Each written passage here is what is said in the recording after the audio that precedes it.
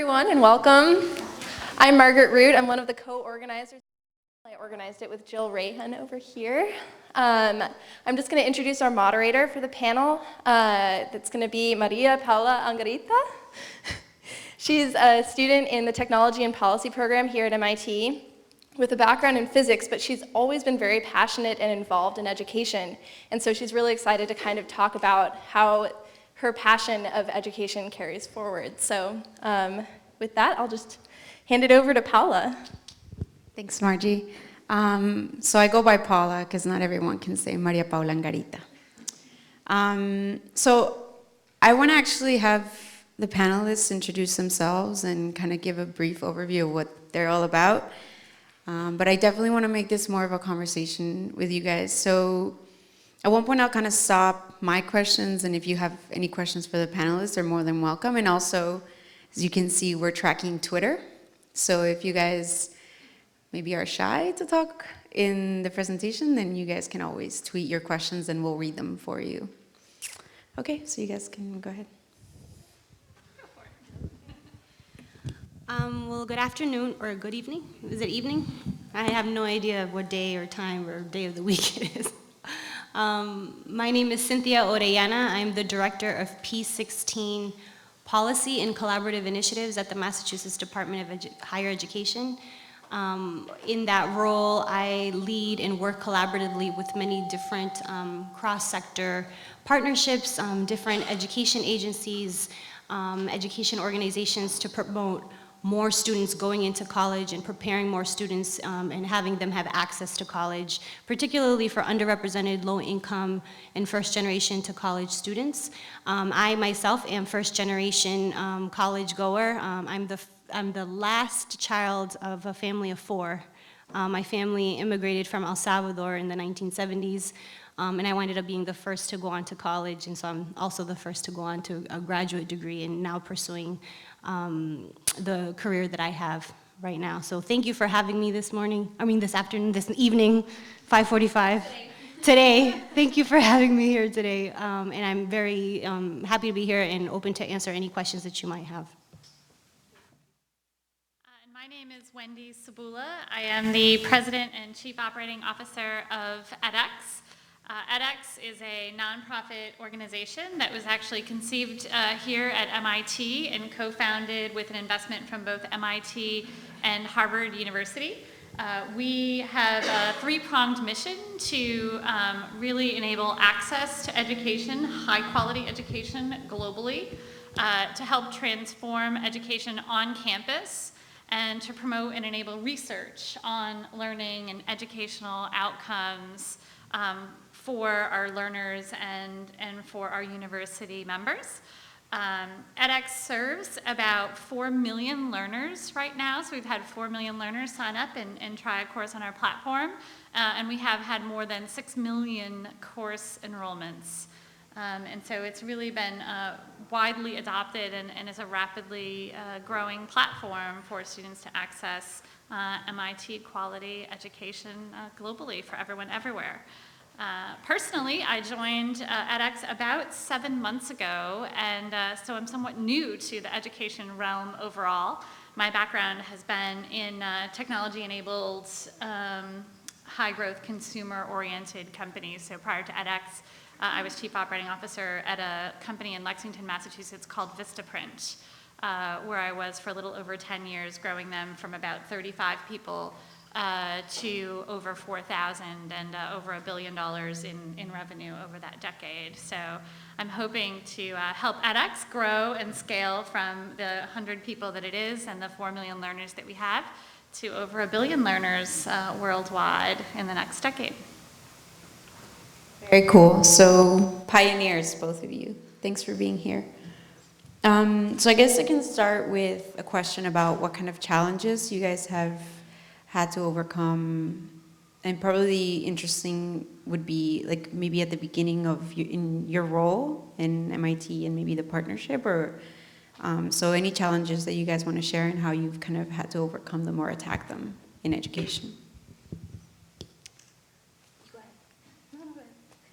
Okay. So I think whenever you're transforming something, there's lots of challenges to overcome because it's not always been done before. And, one of the challenges was to, really help our organization partner with great universities to encourage them to be willing to create courses, which is a significant investment from the universities, and put them online in the open for anyone to take for free. I get the question a lot, is online education in competition with residential education on campus? And many of our university partners are really thinking that through, how does online education play out for them? What are their goals for their MOOCs, massively open online courses, and how do they relate to the goals that they have on campus? And then there's all of the other challenges that you have when trying to grow a startup organization, from recruiting the right talent to making sure that your technology really enables your strategy. And I think now for edX, one of the things we're talking about a lot is how do we get the word out? So now we have a tremendous stable of phenomenal university partners. We have almost 400 great courses that students can take. Yet if I were to go out around the world and ask people, unaided brand awareness, who's heard of edX? The vast majority of the learners out there have not yet heard about us. And so as a nonprofit, we're trying to find ways to cost effectively really get the message out, both directly to learners, but also to teachers or to professors at community colleges or colleges around the country who might want to leverage some of the material in their classrooms to really help students find us and engage us. So lots of challenges, lots of opportunity, not the least of which is really getting the word out about what an amazing offering that it is. I'm going to excuse myself in advance because I'm developing a really bad cold, so my throat gets really dry. So if you hear me constantly kind of trying to recalibrate my voice, I apologize in advance. So as I understood this question earlier, and correct me if I'm wrong, is that part of the challenge that you're asking for is both professional and sort of personal challenges that we may have overcome as females in our position. Did I read that right? Okay. It's up to you. So from a professional standpoint, I've been at the Massachusetts Department of Higher Education for 3 years. I'll say a little bit more about the department. I'm not sure how many of you are aware of the different education agencies that exist in the Commonwealth. No? So, okay, great. So the Commonwealth has an Executive Office of Education, which is a secretary that's appointed by our governor. And that executive office oversees 3 different education agencies that provide the sort of systems and policy and supports across birth through higher education. So the first education agency being Early Education and Care, which is one of our newer sort of education agencies. Our second being our Department of Elementary and Secondary Education that covers our K through 12 system. And then the third being Department of Higher Education, which is where I sit, that is really the coordinating body for the 29 public higher education institutions in the Commonwealth. That includes our community colleges, it includes our 4-year universities and our UMass system.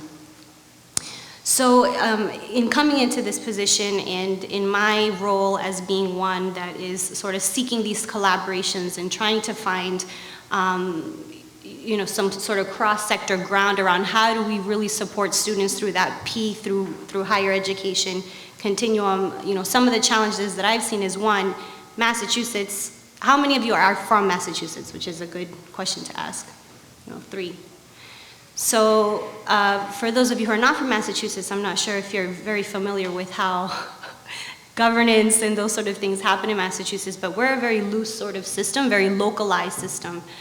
There's no such thing as like a top-heavy system of anything, to be honest. So in terms of higher education, we don't have authority, or we're not necessarily ruling over, or have a really true connected system.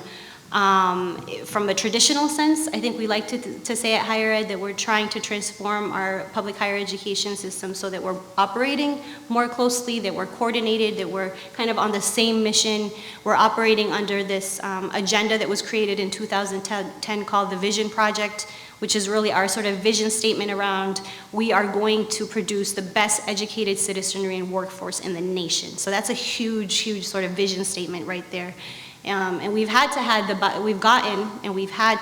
buy-in of our public higher education institutions to achieve this, but therein lies the challenge of being, a localized approach to delivering and doing education and having this sort of pseudo system office. So it's been a lot of this, relationship building and building trust among our higher education institutions, but more specifically to my sort of, trying to increase access to higher education piece. A lot of my work has been bringing in early education and care and K through 12 and bringing us around the table to have some deep conversations around, so where is our policy aligning? What is it that we're doing to support students in higher education? And in my personal feeling around, one of the biggest challenges I had coming in to higher education was that my background is actually not in education. My background is completely in community development. I've done a lot of sort of civic engagement work, a lot of political work has been in my background as well. So I brought all that sort of asset to the table and saw that the community-based voice and those sort of outside voices weren't always at the table in the ways that I thought that they might be able to contribute to that conversation. So part of my task has been trying to bring as many different voices to the fold as we're developing these sort of strategies and policies to increase access for students. So that's sort of on a professional level. On a personal level, some of the different challenges, and I don't know if you're going to answer that question as well, but on a personal level, I think my challenge has been, as a person of color primarily, at a table where most of the folks making the decisions and having conversations around how do we increase, the achievement for low-income students, students of color, predominantly students of color, Latino and Black students in particular, aren't necessarily folks that represent any of those demographics. So being sort of the voice has been my challenge, oftentimes the only one necessarily at these national conversations, and even in our statewide conversations. More recently, there's been other voices that have been added, but I think as a person of color, that's been a sort of challenge in terms of being the one who's kind of bringing those conversations to the forefront. As a female in the education industry, there's a lot of women in the education industry, so there isn't that sort of feeling of being a minority in that sense. But being a minority in terms of the decision-making roles is still very real. I think you're seeing it in the industries that you all are studying and starting to get your foot in the door. Women who are in leadership positions and are at the highest levels are still not serving in proportion to our population. So that would sort of generally capture, I think, my experience. Did you want to share your personal or? We can go on to the Next question. Thank you. Okay, so I guess, in very different ways, you guys have both worked very hard for underserved populations, maybe even indirectly, and access to high-quality resources for underserved populations. So I kind of want to hear from you guys what kind of collaborations have been very fruitful for you, what kind of community partnering have been fruitful to serve underserved populations. So I'll take a crack at it. So just maybe a few statistics to frame a little bit of the reach of edX and the populations we serve. So of the 4 million learners that I talked about, right around 70% of them are outside of the United States. Almost 10% of our learners are from India. We have rapidly growing enrollments from students in China, other developing nations. And so we have this broad reach. And I think in terms of partnerships, there's a couple things that have been pretty important for us. So one is that edX, in addition to operating edx.org as a destination website for students to come and take courses, we've also open sourced our entire code base and our platform. So anyone around the world can stand up the Open edX learning platform and produce courses and offer them to students wherever they want. And that's really helped us bring access to a lot of countries outside of the United States who just don't want their student data on US soil or working deeply in the US with US for-profit companies. And so, for example, the Queen Rania Foundation is a partner of edX. We've helped them to stand up Open edX. We've licensed them courses from some of our universities, including MIT. They've been contributing back to our platform, everything from right to left reading and translation of our course materials into Arabic. And they're bringing these courses to people in Jordan, and particularly aimed at women, to have more access to education. Similarly, we have partnerships with the Saudi Arabian government, who again are standing up Open edX. They're leveraging what the Queen Rania Foundation has done for right to left and Arabic translations, and they are building a national skills training platform, again, particularly aimed at reaching women, people in rural areas, people who are disabled or who otherwise might not have access to education. And I can go on for more of these partnerships. And I think that just being open, fostering the ideas, offering up the platform for people to take and use and do it in a way that really resonates for the people in their country, whether it's the particular skills that they need to learn or the interests or just making it culturally relevant, has really driven a lot of access and use and adoption of the platform. And we don't yet have a count of those users, but we think it could be multiples of what's here. And then of course our university partners have been fantastic. All of the courses that are on edX have been created, or the vast majority of them, by our university members in a very high quality fashion. And our universities have really risen to the call. For example, edX was able to raise some money from some generous donors in an interest of trying to close the gap of high school education as students were transitioning from high school into college. It's a problem in the US, people getting to college and not having enough math or science or writing. It's even a bigger problem globally where students are struggling to complete high school to even access the education beyond. And we were able to put a call out there to have our university partners produce high school, and I'm going to call them on-ramp courses to college, as well as courses to help students prepare for AP exams. And we launched 24 of those, again, with our university partners in September. And in just the first not quite 2 months that these courses are out there, we have had 100,000 enrollments. And so the demand is there, and the ability to respond to that demand quickly and bring the education out there is fantastic, because what we were hearing from learners is it's great that you have MIT 6002, but you need differential equations as a prerequisite, and I haven't yet had calculus. So help me access what's really out there. And again, the partnerships with our universities, our philanthropies, and then our nations has really helped us go after that.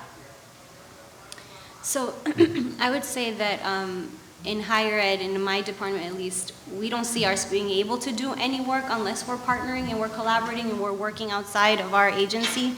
I think it's true in terms of a mantra that's been set through this current administration, the Patrick administration, in terms of government can't do it by itself. We are definitely not going to solve any of our social problems completely by ourselves. We're actually, the hub of innovation is often happening outside of government. It's happening in communities, it's happening in companies like edX and other places. So in higher ed, we have a multitude of different partnerships across various different projects that we're working on across the department. I'll speak to a few that aren't necessarily my direct touch point, and then I'll speak to some of the stuff I'm working at directly. But just in terms of increasing access to students who are underserved to STEM fields, which I think applies mostly to this audience. I see a head nod in the front row. We have a bunch of partnerships with outside businesses and companies and organizations that are helping inform a lot of the work that's coming out of our STEM and Workforce Development Office. The governor's STEM Advisory Council has put out this STEM 2.0 plan that really talks about this issue of diversity and making sure that we're including so that all students have access to STEM education and that have access to that future workforce that we know is very close by, knocking on our door, and there's going to be a huge need that we're not able to fill at the moment. There's a huge gap in terms of what we're producing for students who are graduating from our institutions and what the workforce is demanding. So there's a lot of work that needs to be done there. There are these STEM starter academies that were funded at, I believe, about $4.7 million this last year to try to get more students, underserved students in particular, prepared and through our community college system offering opportunities to high school students to take these sort of courses and take these sort of pre-academic and even social, I think, supports as well, so that they are able to enter into STEM fields and be successful. There's some pieces that have come out of that part of our office earlier this spring. The Board of Higher Education, which is the board that governs our department. That's the easiest way I can put it. We're considered staff to this Board of Higher Education. Voted to create this task force or an advisory task force that will include businesses. It will include some outside universities that are not just our public institutions, outside organizations to really help us inform. So what does a strategic plan of action really look like if we're really going to close that demand, the gaps that we're seeing in terms of production and demand. So that's some work that's coming down the pipeline, but there's a lot of intentionality behind making sure that all these other voices are at the table and informing the work, because again, we are not the sole place of knowledge, and we understand that there's a lot of other folks and energies that need to come to the table to make this happen. From the college access end, we have some regional partnerships that we formed 4 years ago now. And these regional partnerships represent the sort of 6 big regions as we often define it in state government across the Commonwealth. They include the Berkshires, Western Massachusetts, the North Central region, Southeast, the Greater Boston area, North Central area. And in these regional partnerships, we have partnerships between our public higher education institutions, the local sort of K through 12 districts that may include several towns that are kind of feeders almost to these higher education institutions, and some community-based organizations, so that we are providing students with some of the needs that you're referring to. We're doing the AccuPlacer testing early. We're making sure that students and families have the knowledge and information that they need about the college going process. It's not that students don't want to go to college, it's oftentimes that they just don't know. What does it take? What do I need to do? So that's just an example of some of the sort of partnerships that we're fostering. And, you know, in the everyday work that I'm doing, I'm constantly trying to figure out, so who's doing, you know, something connected to my work in another part of the state. And part of having a statewide lens is that you get out of Boston and you start seeing, you know, the amazing things that are happening in places like Springfield and Holyoke and Lawrence and Brockton and all these other communities across the Commonwealth. Thank you. So I'm going to give now a shameless plug, but it has to do with the question. So I've been working on a nonprofit organization. It's called the Latin American Science Education Network. Mm-hmm. And, well, we're not even nonprofit yet. It's very grassroots, student organized. And what we want to do is basically, and we've already done it, we've shipped over 70 grad students and postdocs to Latin America. We started with Mexico. And there, with local young scientists, we've delivered like a bunch of hands-on workshops that have reached over 1,000 college age and high school students to get them interested into STEM and kind of feed this pipeline in Mexico. And so we want to take it to Latin America. So that's my plug. We've been working really hard on this. It's been, I think, the demand is there, as you said. I mean, the student response has been incredible. There's a lot of talent in the United States and a lot of knowledge to feed into Latin America as well. But I guess my question that is more relevant to you guys is, how do you see, or where do you see that nonprofit work, NGO work falls into with edX, or with the partnership, or with Massachusetts government? Where does nonprofit work fall? So as I mentioned, in my space, nonprofits oftentimes are the ones that are filling the gap in service and need that we're finding at, even if we're just talking about K through 12 level, that we're finding in our schools. So as a matter of fact, right now I'm in the process of executing a grant opportunity to a research institution to run a study for us on a sort of landscape of what college access and success programs are there out there in Massachusetts, capturing some of those nonprofit and CBOs that are in communities, because we know But oftentimes, if a student feels disengaged with their school, then they're not going to get the services from their school. If they feel disengaged with their guidance counselor, then where are they going elsewhere for that information? If they're first generation student, are they really able to get that information from their parents if their parents may not have, or family or guardian members don't have that sort of college knowledge and information to guide them? It's living in the nonprofits. It's living sometimes in those faith-based organizations that are outside the school building. So there's definitely a place for nonprofits. I think where the piece there is that sometimes capacity in the nonprofit realm may be missing in terms of the amount of students that they can serve. I know of wonderful nonprofits that there's one nonprofit actually out in Salem, Massachusetts called Salem Cyberspace Program. They have about a 90% or high 90s percentage, I'm sorry, I don't know the stats off the top of my head, but a high 90th percentage point graduation rate, and as they're following their students through higher education, they're still kind of in the 90s. But they're only able to serve maybe 100 or 150 students because as a nonprofit, their scope is smaller. But there's definitely a place, and that's where we in higher ed are trying to tap into these organizations and bring them into the fold as partners in the work that we're trying to accomplish. Yeah, I think that there's many different kinds of nonprofits that are out there, and they all can play a different kind of role in filling in the gaps. Most of our university partners, if not all of them, are nonprofits in and of themselves. So most of the public schools that are out there in the United States or around the world are not-for-profit institutions. So I think from an education perspective, while there are also for-profit models out there, most of the community are actually in the nonprofit space. And so if I were to just maybe reframe the question a little differently, for edX, it's also been a big part of our strategy. Again, because many of our partners are nonprofit, it makes it easier for them to collaborate with us. We're able to have a business model that allows us to offer free access to education for most of the people who visit our platform. We're able to encourage people to adopt our Open edX platform or our coursework for their own programs in a way that if we were competitive in a for-profit institution, we would never make the business decision to do. Your investors would want to protect your IP. So. Yeah, actually, thank you for that, because we've been using Open edX to build an online platform. And so, as a nonprofit, we're just able to fill these roles in ways that I don't think a for-profit could, and still, be true to a business model.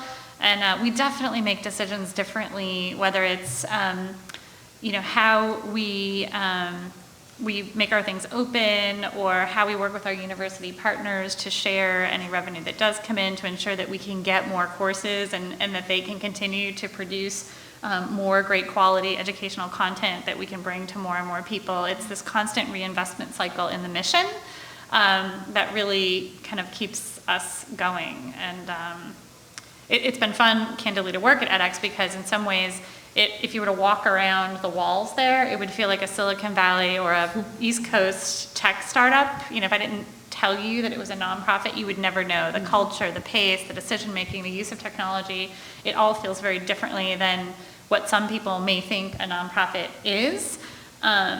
Yet, it's been a true part of how we've been able to really win, if you would, in the marketplace to drive adoption. And I'm glad to hear that you're using Open edX. Are you guys hiring? I need a job. We are hiring. Lots of hiring going on. If anyone would like to see me afterward, I'd be happy to have a conversation with you. Fantastic. Cool, thanks so much. Now I want to talk about metrics of success and how you guys measure your success in education. Open question. So maybe I'll start. We have a couple metrics we're going after. One is we want to really increase access. We want to do it in a big way. So as I mentioned earlier, our big, hairy, audacious goal, our BHAG as a company, is to educate 1 billion learners by 2022. It's about 1/7 of the world's population. So if we get to 700 or 800 million, I think we'll be happy. And then the first thing our employees will ask is, do our Open edX learners count? And I say, yes, they absolutely count. It's just somewhere on the platform they have to be learning through edX. So we really want to put our learners at the front and center of our metric. In case it's of interest to this audience, we get asked a lot about one particular metric that lots of other people seem to be interested in, which is for the people who start an online course or enroll in an online course, what percentage of them complete the course? And should that be a metric of success? And right now, of all the students who enroll in a course, about 5% of them enroll in the course, do all of the work, pass all of the work, and fully complete it. And so a criticism that sometimes is out there is, therefore it's not working. And I think we think about it pretty differently. So, one is, are you measuring in an online world completing? If you read a biography or if you read a book on a particular topic and you read 12 out of the 13 chapters and you skip a chapter that you weren't interested in, did you fail at reading that book or at learning something? And I think the other thing that we talk about is really turning the learning funnel upside down. And so, at MIT, thousands of students apply, and 5 to 7% of them get in and actually show up and come. And of those, a certain amount pass. Well, it's the same thing for us. Of the people who apply versus the people who pass at MIT, it's about 5%. We've looked at the numbers, right? Because a bunch of people just can't get in. There's only so many seats in an oncoming class. And this is for undergrad. For undergrad. Yeah. And then some people choose to come and some people choose to go to a different university, and then many people pass and some people don't. But at the end of that funnel, it's 5%. And what we're just doing is tipping the funnel and saying, okay, anybody can get in. So all 20,000, feel free, come in. And then some at the end actually do everything and pass and complete. And so, again, just in conversational perspective, we do spend a lot of time thinking about, what is success? Is it everybody's in and passed, or is it that everybody learned, completed a learning objective that they may have had, which might have not been to take the whole course, but to experience a piece of it, or to learn but not have to take the exams, or that type of thing. So put that out there. So in education broadly, not just talking about higher education, there's all kinds of metrics that are being measured constantly to make sure that we are on the road to making sure that more students are kind of getting through the pipeline very successfully. In K through 12, my colleagues talk about third grade reading, they talk about MCAS, they talk about high school graduation rate, they talk about 8th grade to 9th grade transition, and those are very real metrics that they're capturing, the success being, did these students wind up in high school? From higher ed, and we're talking about, so how many students are getting in and how many of them are completing higher education. And I can talk about all the indicators in between if you want me to tell you about measuring remediation rates, measuring, first year to second year retention rates. I mean, these are the sort of, did they complete a 2-year or 4-year, and in what time frame? And these are the sort of metrics that we're capturing. But I think the real big metric, really, in terms of measuring our success in education is how able are we to decrease that gap?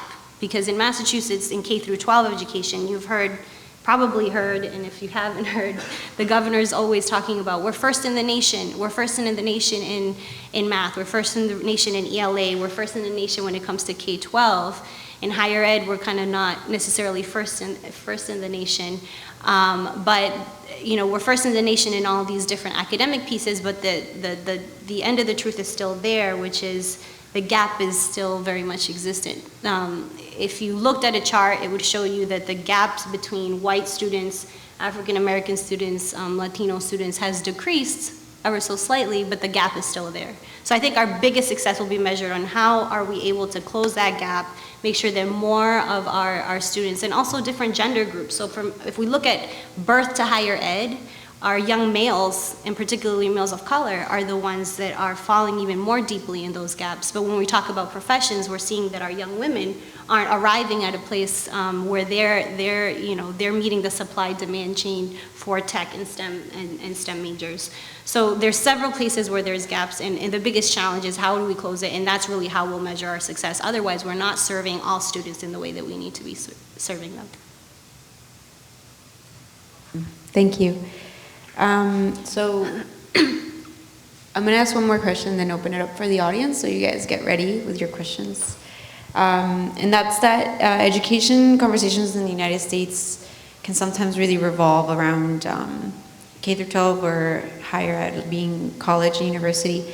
And, I'm just wondering, I think there's a huge untapped well in vocational education, adult education. I think maybe once you turn 20, after your mid-20s, you get left behind by a lot of programs or a lot of efforts to keep people in the pipeline. So if you guys can maybe say a few words about that. So this morning there was a big event at the Boston Foundation. How many of you are familiar with the Boston Foundation? How many of you get off of MIT's campus and kind of wander around and make your way through the community? I would encourage you to do so, because I think your learning and your experience at being MIT will only be richer by how much you get out of here, get out of your campus, and just try to get to know some of the different things that are happening around you. But this morning there was a big event around this vision that I mentioned earlier about educating our citizenry to be the best and the best workforce, etc. And it was sort of like an update of where we are. So part of what was shared this morning was, okay, so where are we in meeting some of those goals? And clearly, like I said, closing the achievement gap and all that is still the unresolved big issue. But one of the pieces that has come out is that we are going to likely see an enrollment decline. Because our population of high school students who are feeding into our higher education institutions is actually shrinking, getting smaller. Why is that? There's probably a lot of reasons for that. One, our population in Massachusetts, it may be that, families are starting to get smaller.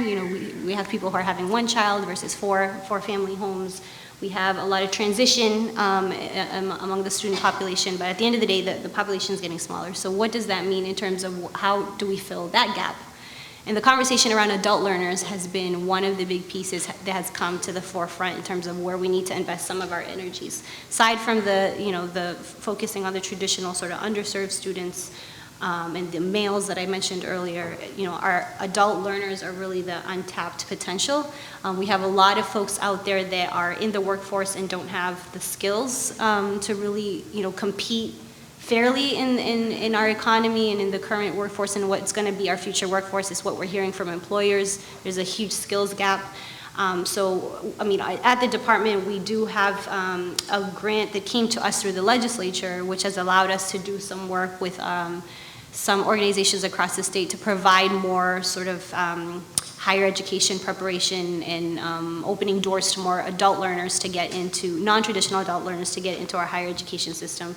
I know K through 12 has a lot of work around adult learners, but it is a huge piece that's now, I think, you're going to start hearing it a lot more in the conversation. How do we capture adult learners? And it's not just that 25 age group that you just referenced. There's a lot of folks, when we're talking about adults, we're not just talking about folks that just are, slightly over the traditional graduation age. We're talking about even 40-year-olds or people who are in their 50s who just need to be recaptured and retrained so that they're part of what the new force is looking like, new workforce is looking like.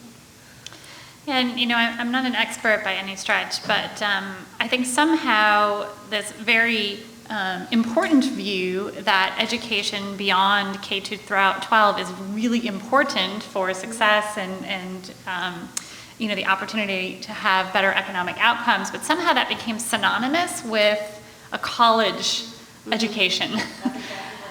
And I'm not sure exactly how that happened. Perhaps it's clear to others how it did, but I don't know that they have to be synonymous. And you mentioned employers. At Vistaprint, I led manufacturing, I led engineering, and the ability to attract workers that can operate our computer integrated machinery. Again, not computer science graduates that could write the core code that operated them, but just enough to run the machines in the factory. It was almost impossible. It was one of the gaps to grow, or all the other skilled trades out there. I think there are many countries around the globe that do a better job of really embracing other kinds of post K to 12 education to help people have successful careers and contribute economically, that don't have to be a 4-year degree. And it's the right thing for many people in many situations, but I don't think we have to be in a place where it has to be right for everybody. And as an employer, and as an economist by training, we just don't have a good match of supply and demand of skills that are out there in the workforce. And to piggyback off of your point, so a lot of investment has been made to the community colleges over the last couple of years, based on just what you're saying right now. A lot of these may require a certification program. It's just that extra amount of just retraining and schooling that's just necessary to be able to get into, competition with others, I think is what you're talking about and what we've been working on. It has been driven a lot by employers, and so there's a lot of partnerships. You talked about partnerships earlier with workforce in different industries, to be able to do that matchup with our community colleges to make sure that we're able to train folks for those sort of jobs and those positions. They are available. It's just that there's no one to fill them from what we're hearing. And that's, it isn't just the 4-year, college degree in the traditional sense, but there's many other ways to get folks involved in the workforce through these different post-secondary opportunities. Great, thank you. So I'm going to turn it to the audience now. Does anyone? Oh, okay, first volunteer. Thank you. Hi, I'm Ed Birchinger. I'm a professor of physics here. I'm going to ask a question of Wendy Sabula. It's just following on the discussion about the role of community colleges. 2 years ago, Anant Agarwal and Deval Patrick signed an agreement between edX and Massachusetts community colleges in order to offer courses to try and address some of this STEM workforce gap. What has been the outcome of that? So that's a great question. I will tell you what I know, and I can follow up with what I don't. So I know that there's been 2 successful pilots, one with Mass Bay Community College and one with Bunker Hill Community College, that has brought courses into the classroom. We have final outcomes on that, and I can get them to you, but I apologize off the top of my head. I don't want to misquote the statistics. And I think what I can say anecdotally, though, is that what we've heard back from the professors, both at Bunker Hill and at Mass Bay Community College, again, not the research paper, but the conversing with the professors, is that they were able to find that this, I'm going to call it blended format, where they can bring the online lectures from MIT quality courses into the classroom, where the professor played a role of mentor or coach. So when the students would review the material online, they would come into class, and then the professor would help them to work through what didn't they understand. So as opposed to the professor at the community college doing the lecture, they were more helping students with the problem sets, helping them get through additional challenges that they might have, coaching them through the assignments. That there were very good outcomes there, and I don't want to misquote the completion rates or graduation rates, not having them off the top of my head, but the feedback was very, very positive, and the professor from Bunker Hill Community College just spoke at an event locally, it was either here at Harvard, talking about some of that outcomes, and so I do think that it's a pretty big opportunity. San Jose State in California had a good outcome doing that as well. And so one of the things edX is investing in is how do we make that scalable?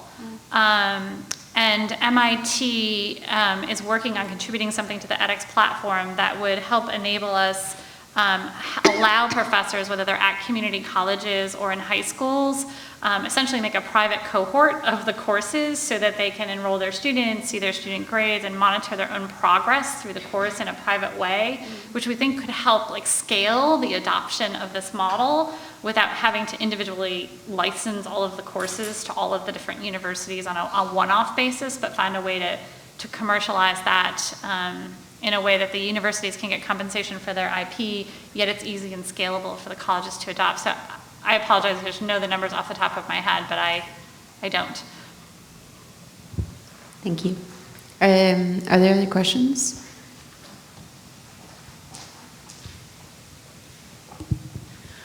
First of all, thank you. This is going to be mostly directed to the edX.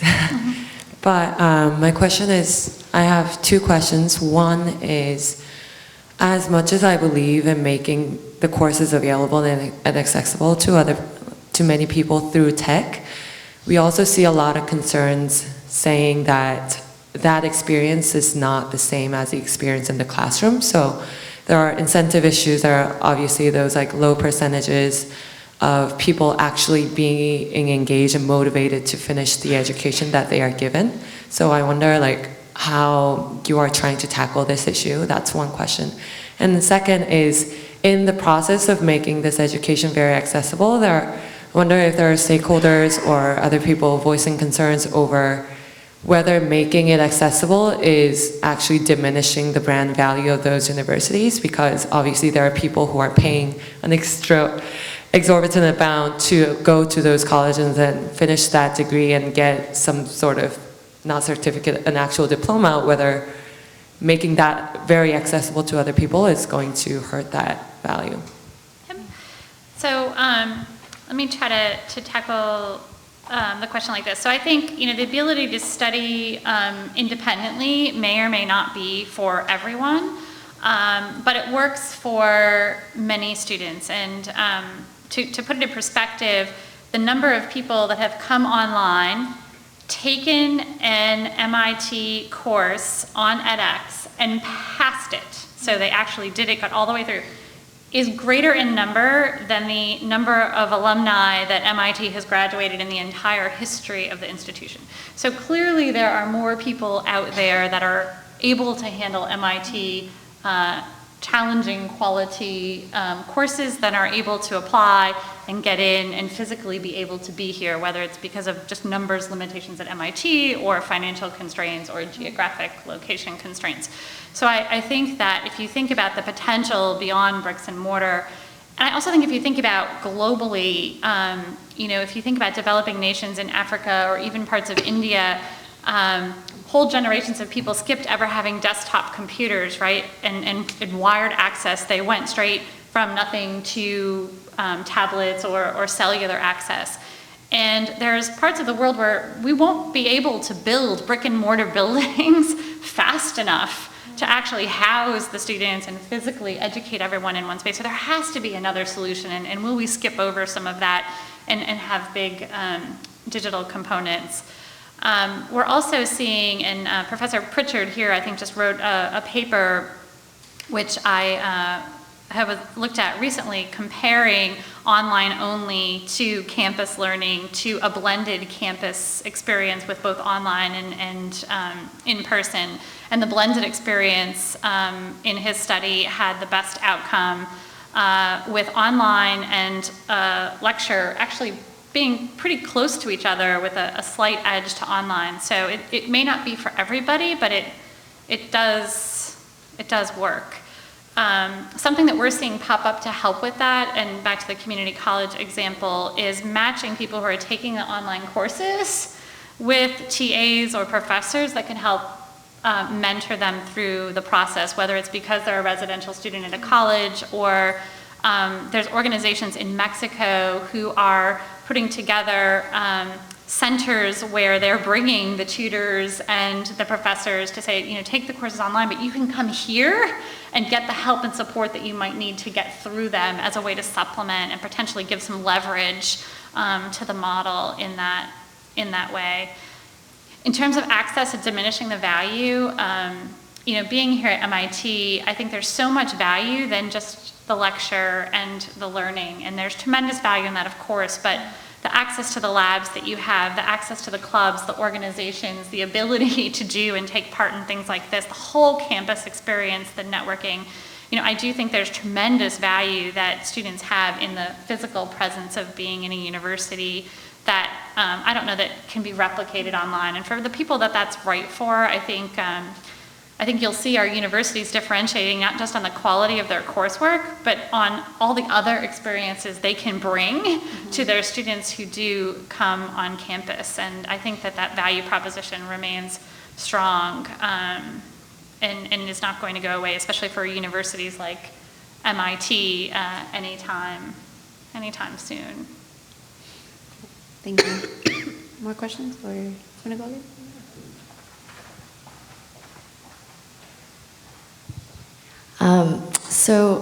You both, I think, talked about being in positions in different sectors right before your current position.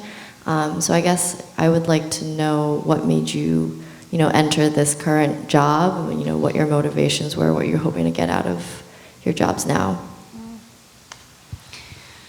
So in my immediate previous position, I was overseeing a civic engagement project across the state that allowed local community people to volunteer at nonprofit organizations that had identified very specific needs in their community. Very similar to AmeriCorps. Are you familiar with AmeriCorps? Like doing polls, make sure everybody's awake, because I see a lot of folks energy's kind of low. So in that role, I was connecting with a lot of different types of organizations across the state. There was one particular organization that I had been working with out in Holyoke, Massachusetts, that winded up being this sort of higher education, community-based, and high school partnership that was happening. And I was thinking to myself, that's just an amazing, amazing lens to get the work done, right? I personally I consider myself to be a pretty holistic thinker. I don't think that anything that occurs in life is completely detached from one another. I think that we generally operate in silos, so people think of health issues as, this is just a health issue. We think of education as that's just an education issue. We think of housing as that's just a housing issue. When in reality, it's all interrelated.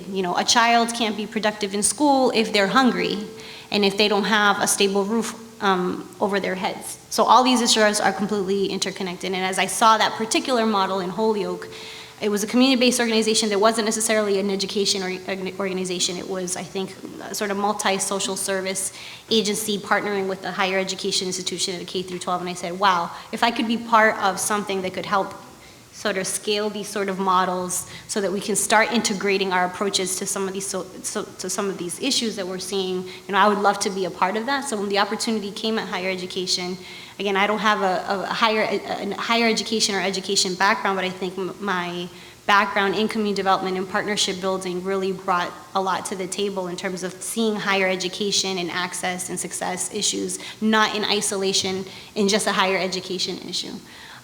So that's really what inspired me to motivate me to get in. And as I mentioned before, being a first-gen student myself, there was a lot of personal passions behind why I was, personally invested and made it my mission to be that voice in higher education and make sure that we're opening more access to students who are like myself and other students whose stories and journeys I have crossed have been completely resilient and compelling, and I want to do those sort of stories justice through my work at higher education.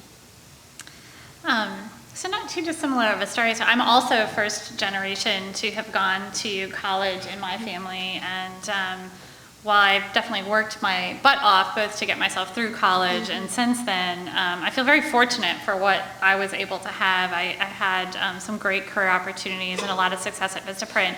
And when I was looking at what my next opportunity might be, I really wanted to do something meaningful. And when I found out about the opportunity at edX, I thought to myself, as an individual, however much money I might be able to contribute to a nonprofit is an inconsequential drop in the bucket. And I enjoy going to the Greater Boston Food Bank and helping them pack boxes, and that's a great organization, but only so much that my manual labor there might be able to bring. But if I were able to help edX work with its members to truly bring broader access to education and transform classroom experiences and to get the data out there to do research so that even if the MOOC model is not the end game, it still really creates better experiences for learners, that would be a much bigger impact that I could have as an individual. And in meeting with Anant and also Sanjay Sarma here at MIT and just hearing about how MIT talks about excellence, it was hard not to want all in after having those conversations. So that's about all it took, and I was on the bus. And I'm still getting up to speed on education itself and academics, for sure. It's a big topic, so are there more questions? Yeah. Hello? So my question is, with the rising cost of residential education, what you both think, and Wendy, I think you made a great point that there's a lot of added value to being at MIT, what you both think the implications are in the future, particularly for underserved populations who might not be able to afford a four-year college, and as the quality of MOOCs improves, what the future will bring for that.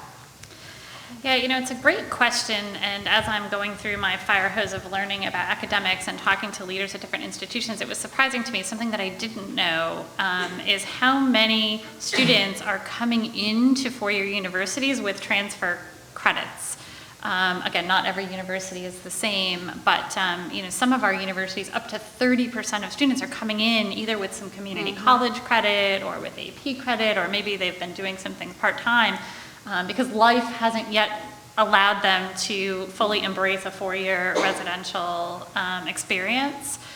If Anant were here, and I think he wrote a blog post about it on the Huffington Post called Unbundling, so I would encourage you to read it. It's a good blog post. But he would say, for some folks, is it a little different model, an unbundled model, where maybe students take their first year of courses online, and then they come to campus and have a 2 or 3 year experience on campus to take advantage of everything else that you can really thrive on and learn from on campus, and then become affiliated as an alumni with your university to access online learning as your career grows and changes over time to continue to expand your knowledge. The number of times in my career I've had to lead a new function or go into a new industry or to be challenged in a role that I didn't have the domain knowledge on was huge. And if I could have accessed in bits and bytes without having to apply to a program and go there and get in that knowledge, I would have done it all day long. And is that a way to become a lifelong member of a university? I think there's something there, because I just don't know that everyone is going to have the luxury of the 4 years, even if they actually had the finances to do it. A subset, absolutely, but not everybody. Yeah. I have just a little to add to that, not so much more, because from a system, and I say it in quotes, office, it's not like we're doing much regulating in terms of what the cost of education is. And I think from a national perspective, this is the big question that's on the table. I personally don't think it'll be sustainable to continue rising costs at this rate and expect that students are going to be able to meet those demands at the cost that we're seeing, and it's only getting worse. But to her point, the piece around seeing more students kind of entering through other pipelines to finish a bachelor's degree, we're seeing more of it now. I think ever since the economy kind of went down, we've seen an increase in students who are accessing those sort of avenues because of the cost and because the experience is different and the reality is different. A lot of students are working part-time, some of them are working full-time jobs to try to make ends meet for their family, let alone towards their education. So in terms of where the future may be leading us, I think a lot of what Wendy already spoke to regarding students taking online courses as a first-year option and then maybe transitioning in or using community college or other sort of methods to get into a 4-year or a bachelor's degree institution is probably what we'll be seeing. Cool. Thank you so much. So in the interest of time, or maybe we have time for one more question? Yeah. Are we okay on time? You talked a lot about the gaps that we're facing in education, K through 12, higher ed, all the way through. And you also talked a little bit about how blended models were, in at least one paper, shown to be more effective than standalone, either online or lecture. And I'm just wondering if any of the research that's going on at edX is looking at how effective the new models are for students who have been failed by the old models, or is it just more education is better for the students who have been doing well and would be doing well given more access to education versus those who struggle in the traditional classroom? I think where that fits in with working with an agency that is trying to do a lot of things through community-based organizations and stuff like that. So yeah. I don't know if both of you want to address that. So I can take a quick crack at it. So edX does not yet have any longitudinal research that's out there that tracks students over time to say if you've accessed this, what's happening. We're starting to collect anecdotal feedback of people who take courses and get jobs and write to us saying this was fantastic, thank you, but not yet longitudinal research. I will go to the San Jose State study, which is available if you want to read it on the website, where again at San Jose State they had about we took the circuits and electronics course, and they had 3 times repeated an experiment where they had students traditionally taking the course on campus from their own team, and the pass rate on the course was about 60%, which meant that 40% either had to repeat or redo. And then leveraging the MIT 6002 course and in the blended model, the pass rate went up to over 90%, and it was different rates in the 90s depending on which of the 3 times that they repeated the study. So I think that we're getting a growing amount of evidence, but it's not yet longitudinal. So what we don't know yet is what happened to those students when they took the next course and the next course, you know, that we don't have out there yet. Sorry, back to the cracking voice. It's only getting worse as the night progresses. Yeah, I'm trying, I'm sorry. So as I think of your question, and I think of what works or what's proven out there in terms of research and what we're seeing nationally, it's not, and I don't know the data for these online platforms, but it's not just the online platforms that will ever, if it's working, it's not the only method that's going to work to close the gaps. There are many places across the country that students don't have access to computers, they don't have access to technologies, they don't have access to certain, you know, online streams in their communities that they wouldn't, you know, a method like this may not work for them. What we are seeing as in the research in terms of things that work for underserved students and students who are finding themselves in that gap is the mentoring, it's the one-on-one sort of relationship building. It's the things that it's hard to find data around, you know, how do you categorize, you know, the sort of impact that makes is difficult, but it's the mentoring, it's the relationship building, it's the intensive and practice-based learning. So it's not just sitting in front of a textbook, and I think as MIT students here, you get what that means, because a lot of the work that you're doing is you're building things, you're out there, you're creating things, and you're constantly using your hands and putting what you're learning into practice. And that's true for birth through higher education. We're finding that if students who have more access to those sort of internships and hands-on opportunities are the ones that are succeeding academically, and that have availability of folks that are culturally responsive to what is their reality. So it's not just culture in terms of race and ethnicity, it's culture in the sense of socioeconomic realities. It's, you know, understanding the sort of environmental and other sort of issues that are affecting the lives of these students. So while these things may seem like soft areas, they're very, they're worth noting because they're very much supported in the literature and in the research that these are the things that work. The issue, again, back to what I was saying before, is scalability oftentimes, but where it's working, it's working. And the other piece is around teacher preparation. We need to make sure that teachers are prepared to teach students the 21st century skills and are doing it in a way that's adept to what the student's style of learning. Can I just follow up on that real quick? So you